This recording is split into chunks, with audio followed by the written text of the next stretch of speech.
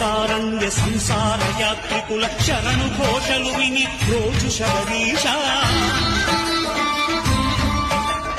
పాపాలు దోషాలు ప్రక్షాళనము చేయు పంపానదీ తీరయనులే నివాస నియమాల మాలతో సుగుణాల మెట్లపై నడిపించి కనిపించు